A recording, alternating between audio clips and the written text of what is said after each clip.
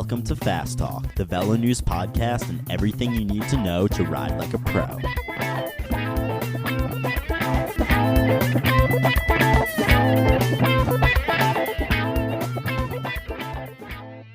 Fast Talk is sponsored by Quark, maker of kick-ass bicycle technology systems. Now, with Quark Prime, you can hit the ground running.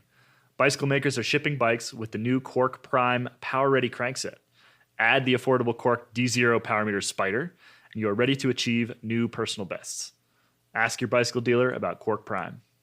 Welcome back, listeners, to another episode of Fast Talk. This is Trevor Connor, the Velo News coach, here with my usual partner, Caley Fretz. Hey, Trevor. Hey, Caley, how you doing? I'm a little bit sick. I sound gross. I apologize, listeners. Put some disinfectant on your earphones today. I have arrived at Velo News to a plague going through the office, so I've been limiting my time here, but we'll see how it goes. And of course, we have with us today, since this is a tech conversation, Kristen Legan. Hey, Trevor. Thanks for joining us, Kristen. Good to be here. So I am doing the introduction today because this might very well be the only contribution I have to make through this entire episode.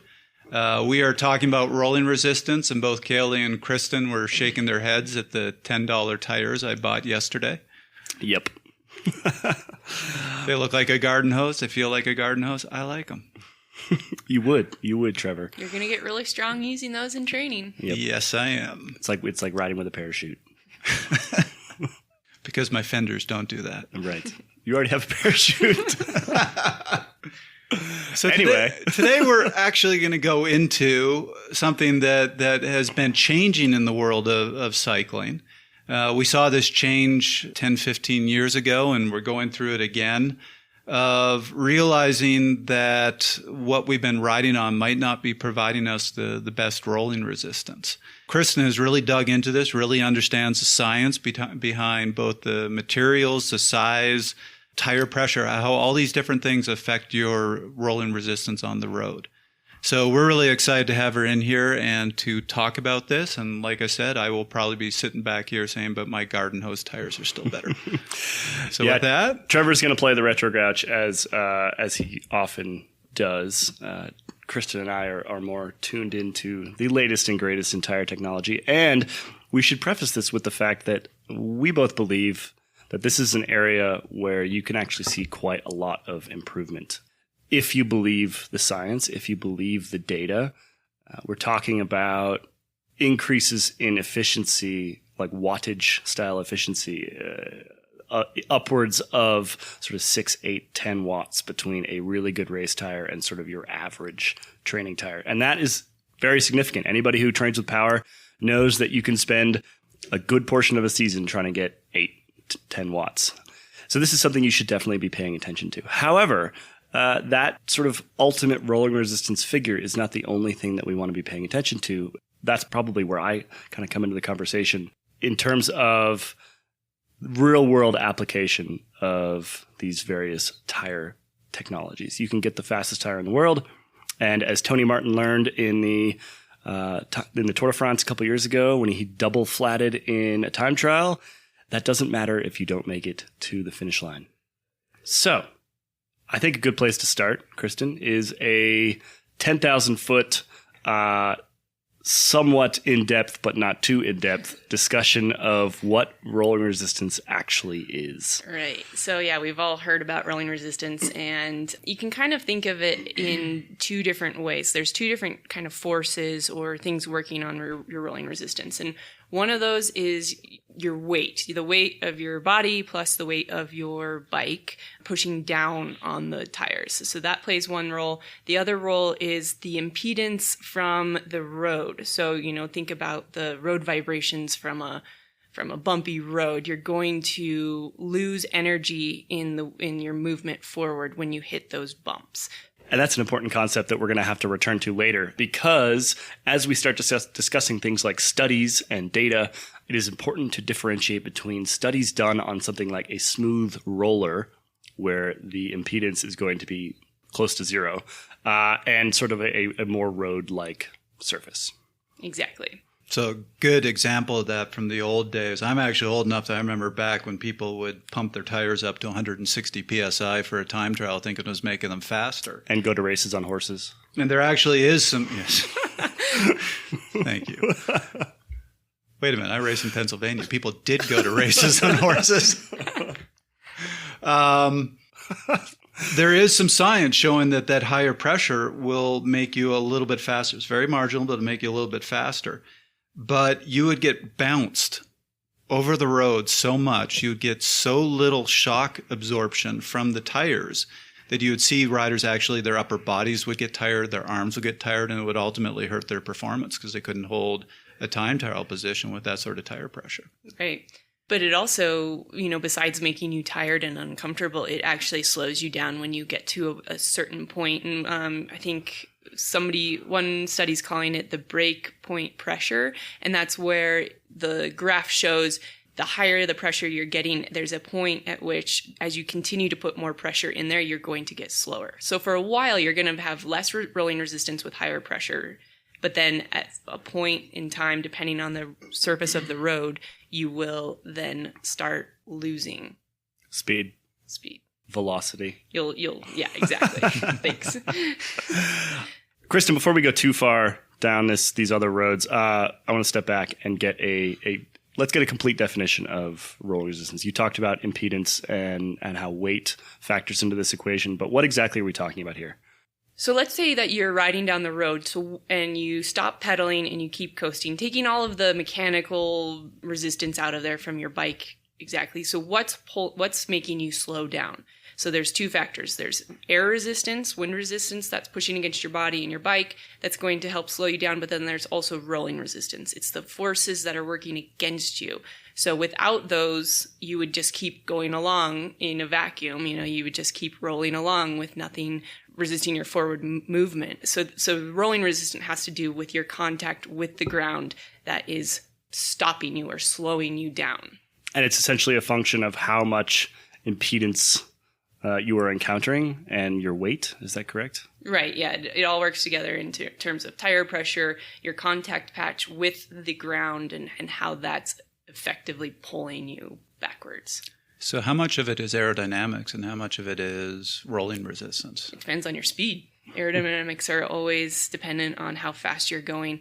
I read somewhere that at around 10 miles an hour with a normal bike position, that's where your rolling resistance could actually cause a bigger change than aerodynamics. I don't know if that's true or not, but something that I read. Probably somewhat dependent on position and things like that. Exactly. Yeah.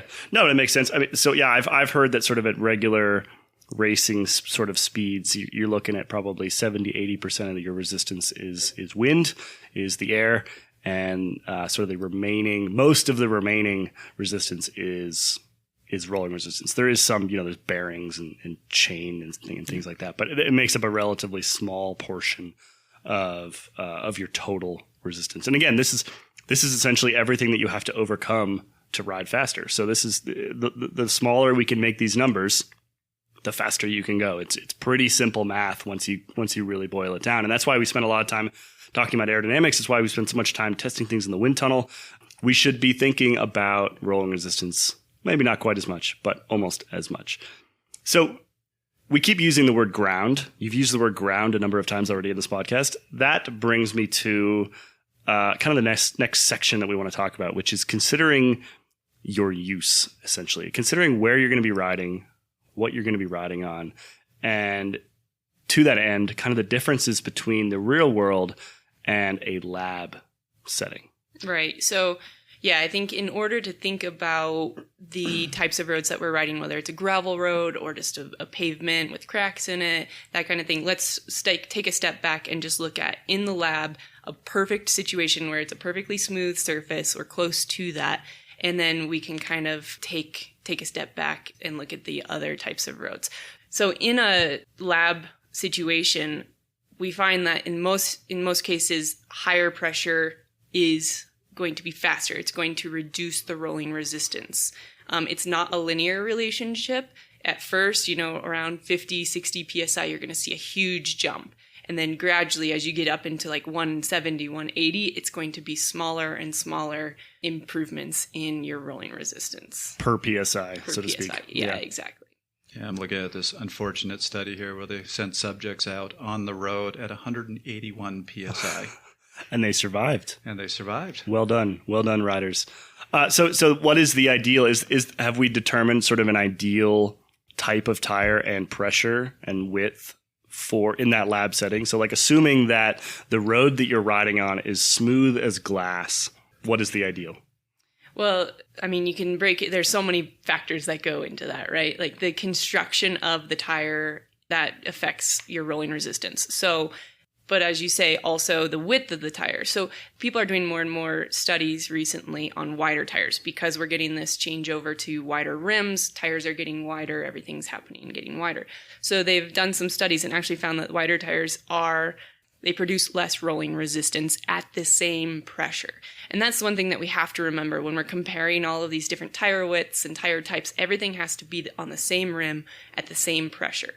And so, so if you are in a lab, it's a perfectly smooth situation.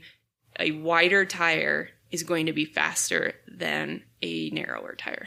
So before we started recording, Trevor, you were talking about tire footprint, which I think might explain why that is the case. So this is the way it was explained to me that really helped me to understand the physics of cycling tires. So in the literature, they talk about the footprint, which is the part of the tire that makes contact with the ground.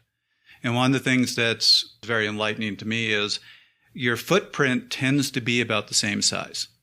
So if you're on a 28C tire or a 17C tire, you're still going to have relatively the same size footprint, which means that if you are on that narrower tire, you actually have to deform the tire more to get that contact area on the ground. Because it's longer, essentially. Because Longer and it's skinnier. and it's wider. Yeah. Also, the tire is very narrow. Right. So it has to deform more to spread out, where a 28C tire really doesn't have to spread out that much at all. Bicycle tires are not perfectly elastic. So for them to deform, you're actually going to lose some energy, and that's called hysteresis. So back in the old days when I was getting into cycling, you saw a lot of people time trialing on those 17C and 19C tires thinking, well, that's really going to reduce my rolling resistance. And it was actually the exact opposite. And that's why we all jumped back up to the 23C tires, because we discovered, well, you get less deformation. You're losing less energy and rolling resistance. So they're actually faster tires.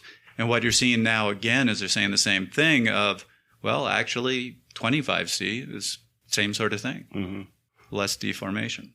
And I think we can just keep getting wider and wider until a point where aerodynamics do start to come in and play a role. And so I think that in this podcast, we're talking about wide tires being 25, 28s maybe. But as you go kind of beyond that, I think there hasn't been much research into exactly when is that break point when you lose your rolling resistance advantage and you because of aerodynamics. I had always heard that the width issue, that the tire width issue was kind of a bell curve too. So you, correct me if I'm wrong here, but there is a point at which, you're going to get a wide enough tire that it is no longer decreasing your rolling resistance. I mean, anyone who's ever ridden a fat bike is pretty sure about that one. And just sort of, anecdotally, every time I put 32 millimeter tires on my bike, even if they're slicks, they don't roll as fast as a 25 or a 28. But so where is that point, I guess is my question. Well, my question is, are you running those 30 mil tires at the same pressure as your 25s and 28s? Because that's a big mistake that we all make, is that we think, these 28s. Of mistakes, Kristen. No, it's something that when you actually sit down and look at the math and you look at the graphs and you're going, of course, that makes sense. But when we go out on the roads, we're not thinking like that. And so I said that just so you could correct me. Yeah. You're welcome, that's the only Caley. reason I said it. You're welcome. No, actually, you're right. I hadn't thought about that. So yeah, when I run 30 or 32 millimeter tires, I run them at like 45 PSI, which I guess if I ran my 25s at 45 PSI, they'd be a little bit slower as well. So I guess that makes some sense. Nonetheless, is there a point at which it makes sense to go with a smaller tire? I mean, we're talking about bike racing here. We're talking about riding as quickly as possible. At what width are we talking about? Where does that curve start to fall off in terms of, particularly when we start to look at aerodynamics? where we're actually riding a slower tire, even if it has maybe slightly lower rolling resistance? I don't know the answer to that. Maybe some of our listeners would know. I would say it's going to depend on your bike, what it can actually fit, and the rim options out there. So another factor that comes into this is the tire rim interface. And so if you have some skinny rims with these giant tires like blobbing out over the edges, that's not going to be fast aerodynamically. So you have to find the right combination, and there's no great answer out there. I've asked a couple of tire engineers from the industry, and nobody has a real easy answer for me. One person said the 105% rule, so your rim should be 105% of the width of your tire. Inner width or outer width? Maybe it's the other way around. Hold on. Just thinking out loud, when I said your footprint is always the same size, that's to a degree. You put a 17C tire on your bike, you pump it up to 200 PSI, you're going to have a very small footprint. You're also going to crash first corner you go around. Likewise, you put a 32C tire on your bike and only pump it up to 30 PSI, you're going to actually have a very large footprint, and you're probably going to get more rolling resistance from that. You're probably going to have some frictional factors play in. I also wonder if, as you get to that wider and wider tire, you're going to have aerodynamic issues, and you're probably also going to have some inertial issues, because the further out you get on the wheel, the more inertia is a factor. If you have a big, wide, heavy tire all the way out the end of the wheel, it's going to be hard to turn that wheel around. Yeah, that's actually a really good point I hadn't even thought about. We do rotational inertia testing here at VeloNews, and putting bigger tires with more weight on the outside of the wheel is going to slow that acceleration and deceleration down. So width, if we're talking bike racing here, I mean, if we look at the pros, they've obviously done a lot of research in this.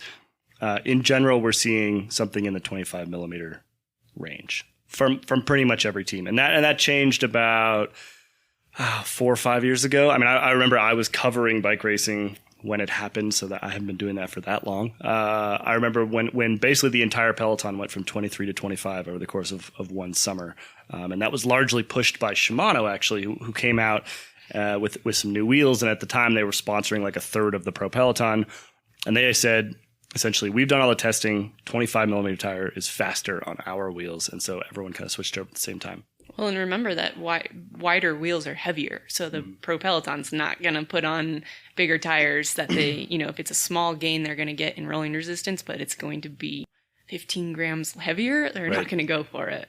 The only exceptions that I've seen to that sort of 25 millimeter rule, other than, I've seen teams go 24, 26, that's sort of neither here nor there. It's obviously races like Paris-Roubaix, where riders are on 28s to 32s generally, and they're trending bigger and bigger and bigger. And the other exception is time trials, where we're seeing riders run something like a 24 on the front and a 26 on the rear. And that comes back to the aerodynamic question, because front wheel hits the wind, rear wheel is sort of tucked into the bike, so you can run the 26, which actually has lower rolling resistance than the 24, without the aerodynamic penalty. We actually spoke to Chris Yu at the Specialized Wind Tunnel about that, and he said for a time trial bike, the best balance between rolling resistance and aerodynamics, he was suggesting 23C on the front and then the 25 on the back. Yeah, so similar sort of situation. I think that Specialized doesn't make 23s and 25s, so it's interesting that he said that. They make 24s and 26s, which might be why when I had a similar conversation with, I think it might have actually been him, with Chris, he gave me the 24, 26 numbers. I've also seen that in person, walking around the pits at lots of pro bike races, taking a look at what tires they're running.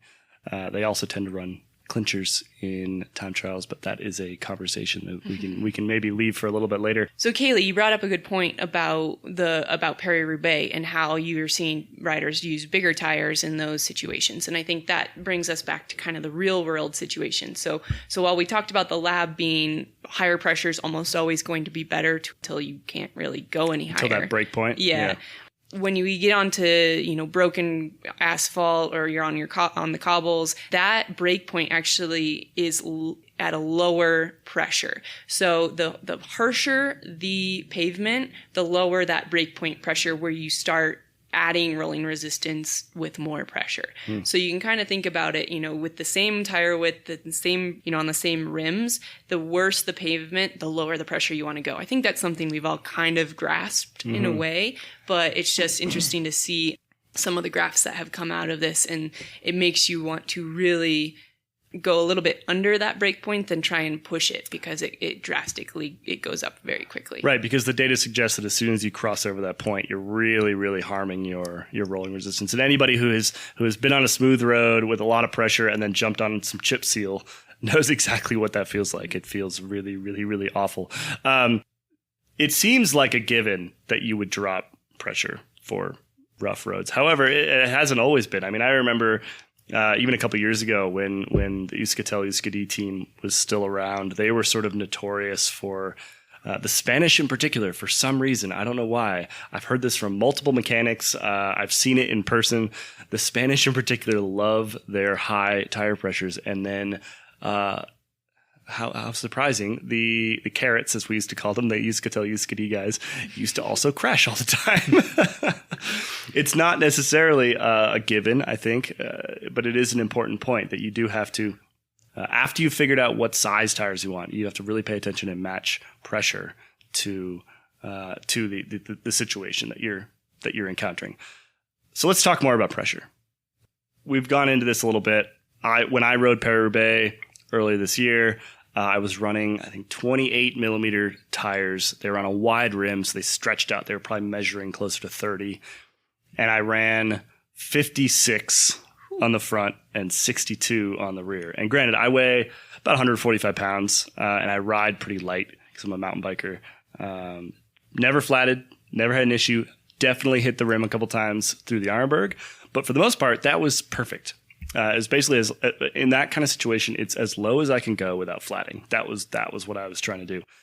That's not necessarily a perfect analog for regular road racing. Paris-Roubaix is its own special animal. So if we're talking again about this sort of 25 millimeter tire standard, what kind of pressures should racers be looking at for their average weekend criterium or weekend road race? Well, I think... And why? Yeah. 327. No, you mentioned how much you weigh, and I think that plays a really big role in it. It's hard to say for each person what their pressure should be. It should be, it's a personal number that you have to figure out. Caley, we're pretty similar in height and weight, and I'd say for you, I'm no expert, but I would say in that 100 to 105 range on 25s on a good surface. So that was actually a little bit surprising to me when I was reading some of the data. I thought all of these numbers would be lower. I was expecting us to be like, wow, we should all be running 80 PSI because it's going to help with the impedance. That does seem to be the sort of the popular thing these days, is to run lower and lower and lower, but that's not necessarily the fastest. Right. Saying. Yeah, I think it's still kind of that a little bit over 100 PSI for a 150 pound person on your typical pretty smooth asphalt. It doesn't have to be brand new, but if you're hitting some chip seal or if you're hitting stuff that's really cracked and bumpy, definitely drop it. And I'd say into dirt sections into the 90s. Yeah. I mean, once you get into dirt, I would say don't use 25s. I'd say use 28s. Go to 85.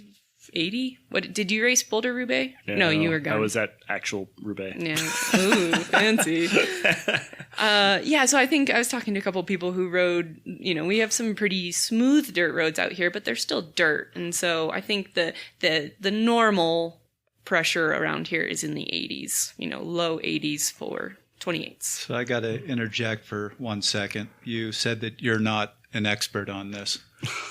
You're a tech editor for Velo News. You've actually done testing on all this sort of stuff, and you're a professional cyclist. If you're not an expert, who is?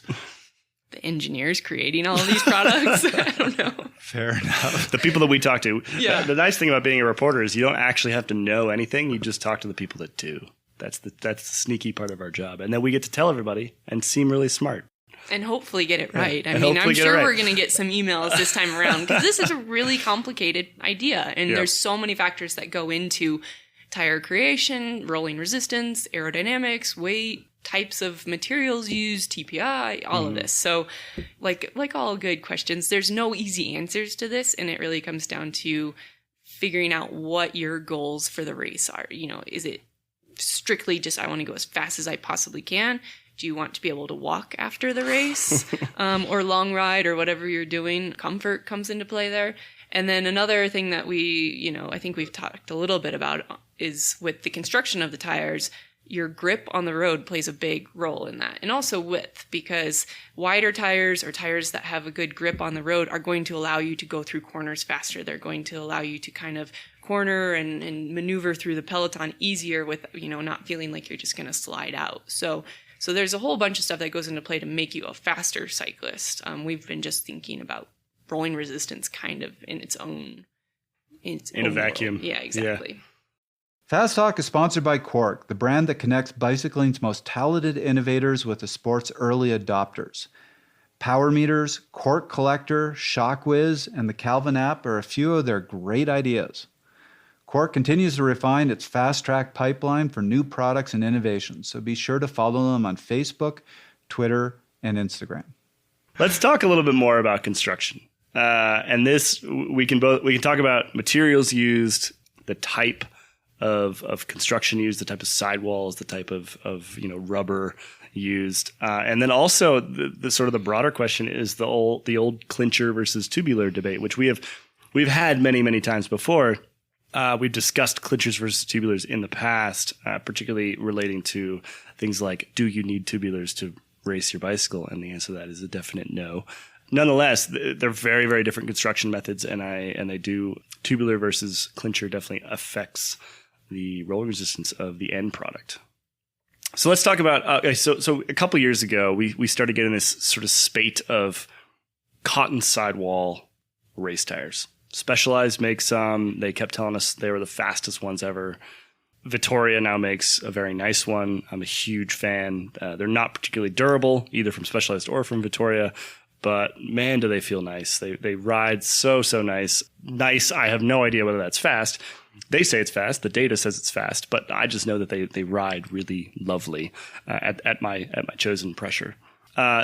So over the last couple of years, I've come to expect anyway that these cotton sidewall tires are the fastest tires in the world. We've been told this by multiple manufacturers. It's been confirmed in our own tire testing. It was confirmed a couple of years ago. However, even in the last sort of 18 months, things have changed once again. So Ben Delaney, good friend of all of ours, actually a former Velo News guy. We love Ben.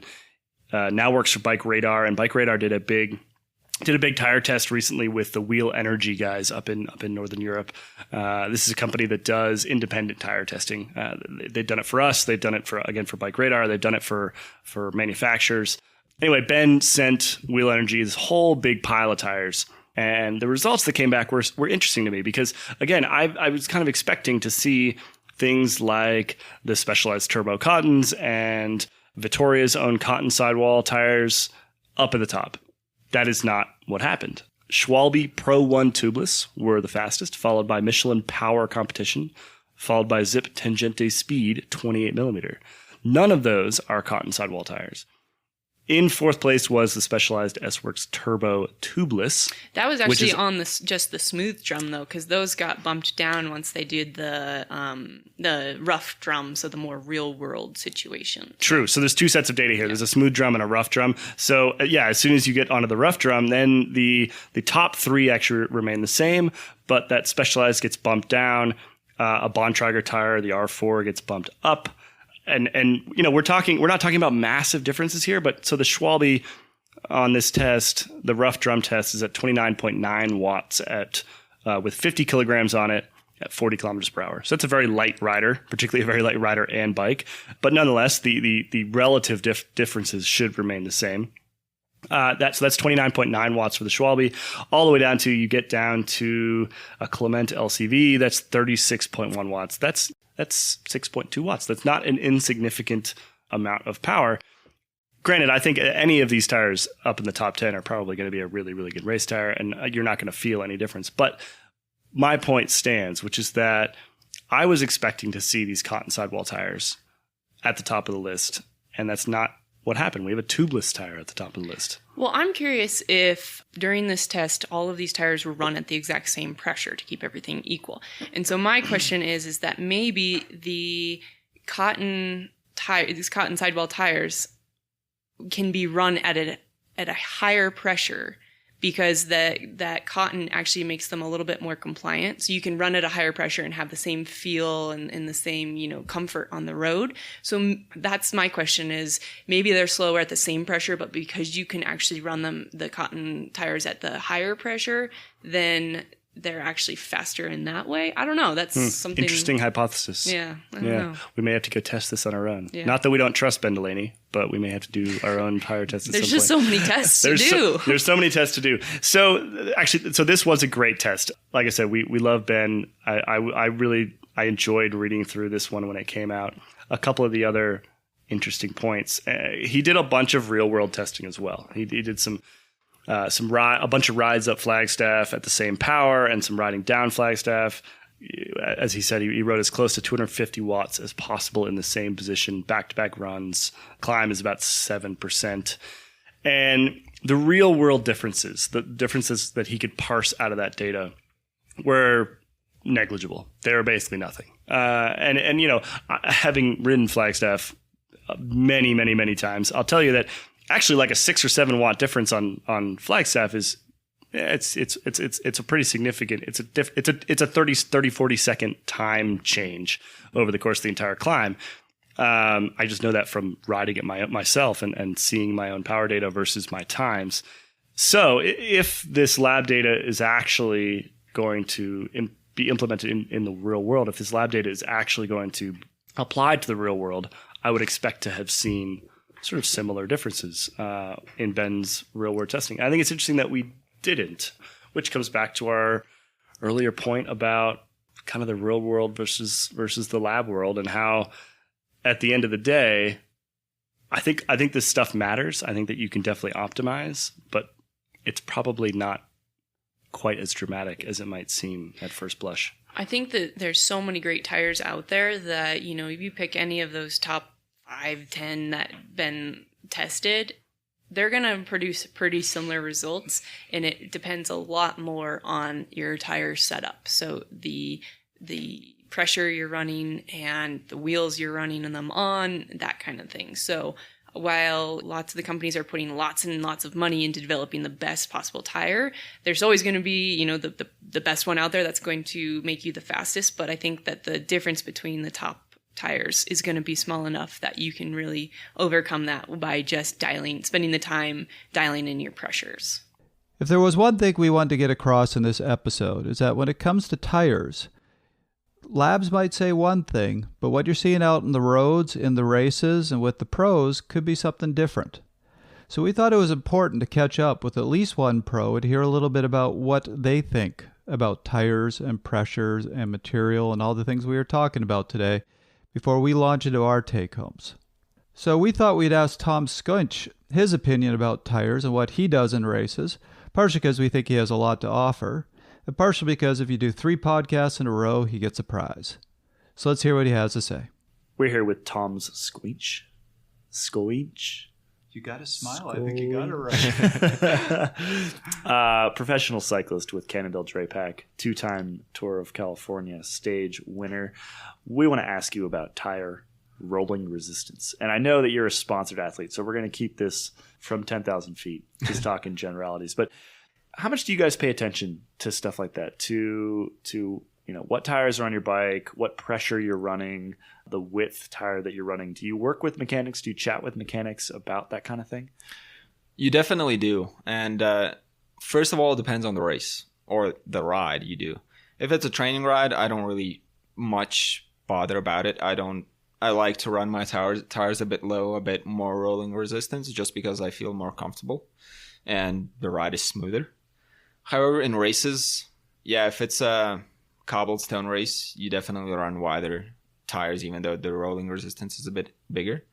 But mostly now we do run 25s, and it's because it gives you enough grip and very little rolling resistance, as well as it is aero, because it used to be the thought that very skinny tires are more aero, but someone said that it's not. Well, someone tested it, it's not. So somebody with a wind tunnel. Yeah, somebody corrected everybody. Corrected everyone. So 25s is the new way to go. And there's definitely teams that do use different tires for time trials, just because that's where the rolling resistance really comes in handy. And that's the biggest thing. In a crit, in a long stage race, there's so many other things that come into play that rolling resistance is not key. We do pay attention to it, but in time trials, same as being aerodynamic, it's as important as that. Something like a road race or a crit, you're more concerned with grip and comfort and puncture resistance and things like that. Yeah. And overall, I would choose a cassette that fits the course than a rolling resistance light tire. Right. And this also, the question I want to ask is, what is our priorities here? I mean, we've really been talking about what's fastest and talking about rolling resistance. There's a lot of other factors in races. So I've mentioned this before, but for example, last year when I was down at Tobago, which is a very technical race, I was worried about my climbing. So I for the race, bought a tire that was unfortunately a 23C, and it was meant to be a super fast tire, but didn't have the greatest grip. Halfway through the race, it started pouring rain. I'm coming down a technical descent. I crash. I get hit by a car. I would have preferred to have had a slower tire that gripped a little better. You pulled a carrot. You pulled a Euskadel USKD, Trevor. Yes, I did. That's right. They're all Basque. They're not listening. But that's... in the real world, there's a lot of other factors. And what is the priority here? Is it speed and rolling resistance above everything else? Or would you say for most racing, willing to give up a little bit of that to make sure it can corner better? Yeah, I mean, I think that's a really unsatisfactory conclusion. but it is the conclusion nonetheless. I mean, we really can't. We can put all the numbers and data in front of you that we can possibly find, including stuff. If you go and search on Google VeloNews tire test, we've done a number of them over the last couple of years. We've learned a lot from those. That said, we've also ridden all of these tires in the real world, and I think we've learned more from that. And I think that is maybe the primary takeaway, is that as long as you get a good tire, and just if you're worried about speed, just go on and check out whatever the latest tire test is. One of us media outlets is going to do one at least once a year. Most recent is Bike Radar. We did one like a year and a half ago. We'll probably do another one in the next year or so. Go and Google and find the latest. Pick one of those top 10 tires. Pick a brand that you trust. Pick one that you hear has good puncture resistance, and just go with it. And width, yes, we can say pretty definitively, if you're going to race your bike, width should probably be somewhere in the 24 to 28 range, depending on course and things like that. Pressure, again, that's highly dependent on your weight. There's actually a couple cool calculators out there. Mavic has an app now. Vittoria has an app. They both take into account your tire width and your rim width and your weight and a couple other things, and they'll actually pump out a pressure that you should be putting your tires at. Those are super handy. And then from that point, you can definitely just go and you can just kind of experiment. I mean, I tend to like the feel of a slightly lower pressure, even if in the back of my head somewhere the data is telling me I'm losing 1.5 watts. I'm okay with that because I like the confidence in the downhills. I don't want to be like Trevor, pull a carrot, run into a car in Tobago. I would prefer to have a little bit more grip and things like that. So I guess that's kind of where we wrap up today, right? I mean, are there any other? Like I said, this is a limp take. Limp take. Buy some good tires. Be happy. That's maybe play with pressure. Play with pressure. Yeah. Here's where I bring in my retrogrouch moment. Yeah. As you said, in racing, I think when you're talking about 1 or 2 watts, you can say that makes a huge difference. I think you have to balance it. And most races, there's going to be technical moments. You're going to have descents. You're going to have to get around corners, and you need to factor all that in. And I would personally go with more of an all-around tire, which is what I've always done. I've always raced, or almost always raced, on the Michelin because that's how I've felt about them. I feel they're grippy, but they're also fast. There's probably faster tires, but not as grippy, and it just gives me a good in-between. But the question I have is, what about racing versus training? We don't care about training. We only race. We don't train. I've noticed. Every time I go out with you, it's a race.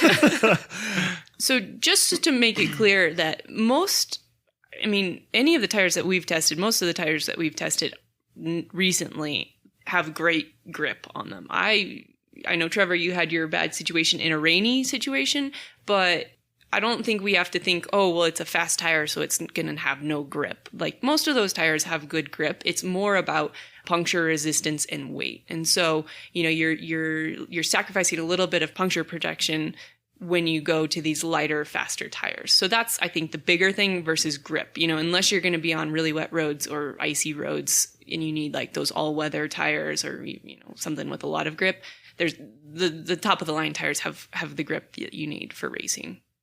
Agreed. Well, my limp take is super limp, and I think that Kristen has some actual takeaways for us here, other than just go buy some nice tires and be stoked on them. What else can people? Let's give people a couple things to do as they go back into their garage and start thinking about their own tires and rolling resistance. Well, I think we basically are talking 25s, 28s, depending on who you are, what kind of races you do. 28s are going to be heavier, but they're also going to allow for a wider range of pressures to use. 25s are going to probably be more of your all-around race tire. Find something that has the grip that you want. So if you are riding in a rainy area, maybe get some tires that have better grip. There's plenty of like all-weather types of tires out there that are still fast-rolling, but have a little extra tread on them. Continental.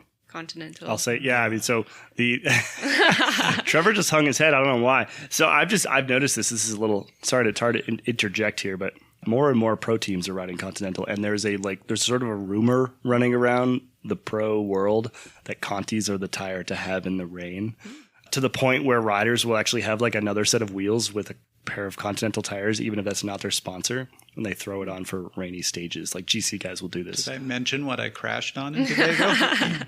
How old were those tires? Yeah. Also, I went to the Michelin tire launch last year, and we saw them testing on a slick track, on a wet track, and those were pretty impressive as well. Specialized in their Gripton compound has been shown in lots of tests to Great be name. really Great name. Gripton. So there's a lot of them out there. So for different riding conditions, and then thinking about puncture protection. So do you ride on really crummy roads that have lots of glass and that kind of thing? Maybe going for a little bit of a heavier tire that has a slower rolling resistance is going to be better, so that you're not flatting out of every race. Making it to the finish much faster than not making it to the finish. Yes. And then Silka, they've done a really great job on their blog. Josh Portner he used to work for Zip. He's done a lot of stuff in the lab, just really great information on there. They recommend decreasing your tire pressure 3 to 4% for each millimeter of tire width increase. So if you're used to riding at 100 PSI for 25s and you want to go up to 28s, then, drop it to, 89%, that kind of thing. So Top tip. Thanks, Silka. Yeah. Thanks, Silka. A little inside thing about pros and tires is it's like clothing labels. It is fashionable, and pros will latch on to a tire brand, and just their loyalty is unbelievable. The people who ride Contis, they do not want to ride anything else. And you'll see a lot of pros have their brand, that's all they'll ride, and they have brands that they hate. I have a personal vendetta against Conti. Sorry, Conti. I'm sure it's based on zero reality. Very, very loyal to Michigan. But you talk to pros, generally that's what you're going to find. And it's often not really based on anything except they were in a key race, they got a flat tire, so they'll never ride that brand again. And they were riding a brand during a good race. Yeah, that's pretty much what happened to the Pro Peloton these days is so like Team Sky recently switched from VeloFlex, which was not a sponsor. They had just bought them all. And they may actually still buy their Contis. I don't know. Anyway, they switched from VeloFlex to Continental after they had a bunch of rain crashes. I don't know if you remember Paris-Nice a couple years ago, like Richie Porte went down and a bunch of other guys went down. And basically The riders were like, we hate these tires now. And even though VeloFlexes are great tires, and that was definitely not the reason why they were falling down. They were falling down because they were cornering at like 60 miles an hour in the rain. Nonetheless, they decided that Continentals are the tire for rain. And like I said, the entire Pro Peloton has decided this, regardless of whether it's true or not. One of those classic examples of the pros. Some of them pay really close attention to their equipment, and some of them just sort of go by feel. So a lot of going by feel in this particular instance. Yeah, and I think a lot of tire companies intermix their production. So whether it's labeled Conti, what is it really? That's the big question. And sometimes you can tell by just the looks, but you just really never know. So that's garbage take, right? Garbage take, Caley, about the pros. Yes. That's particularly common at things like Paris-Roubaix, where like 3/4 of the tires that are there are not the tire that has the name. Like they're not what they say they are, basically. Most of them are Dugas, and they say all sorts of different things. They say Vittoria and Continental and all these things. So definitely not any of those actual tires. We're honestly not going to talk about training. Oh, we can talk about Sorry, that was limper than I wanted to sound. We don't have to. We could talk about training. All right, so if you're training, buy those green hoses from Home Depot. You can buy them. You buy them like 200 feet at a time for like $15, and you just cut them up and you glue them on like tubulars. No. And they're great. Do not listen. Nobody listen to Caley, please. Do not. Caley's saying that because he knows I really believe that. Trevor wants to do that. If Trevor could do that, he would totally do it. Training wheel, it doesn't matter how fast you go in training, right? I guess. That's true. So some cheaper, slower tires are going to be great, but I think in that case you want durable and tires that have a good puncture resistance, because you just want to be able to use them for a long time. And get Mr. Tuffy's. Or stick another tire inside your tire. Yep. That's the other option. Oh, man. Cut the bead off an old tire, put it inside your new tire.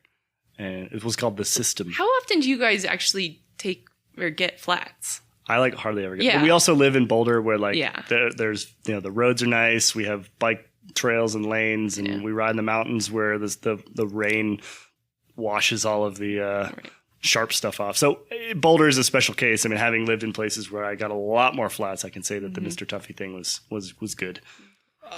This winter, I think I went 4 months without a single flat. I'm not the fastest guy out there because I have the Mr. Tuffy's inside garden hose tires, but I don't get flats. And that's in Toronto. And that's in Toronto, and you're riding over a lot of crap on the side of the roads. Interesting. Yeah. I go 4 months without a flat in Boulder, but that's because you're not I riding. ride like race tires. Well, in the winter, I just ride a cross bike. So yep, tubeless. Yeah, exactly. Go tubeless. Yeah, that's a whole nother. We won't even go down that road. Oh goodness. But. Okay. Well, I think that's a good place to cut it off. We have to stop somewhere. We saw a rabbit hole. We decided not to go down it, and we're going to cut it off because I think that's plenty of talk about rolling resistance and tires. Thank you for listening to Fast Talk. As always, we love your feedback. You can email us at webletters@competitorgroup.com. Subscribe to Fast Talk on iTunes, Stitcher, SoundCloud, and Google Play. Be sure to leave us a rating and a comment while you're there. And while you're there, check out our sister podcast, the Velo News Podcast, which covers news about the week in cycling. And I am also on that one if you just love the sound of my dulcet tones. Become a fan of Fast Talk on Facebook at facebook.com/VeloNews and on Twitter at twitter.com/VeloNews. Fast Talk is a joint production of Velo News and Connor Coaching. The thoughts and opinions expressed on Fast Talk are those of the individual. For Trevor Connor and Kristen Legan, I'm Caley Fretz. Thanks for listening.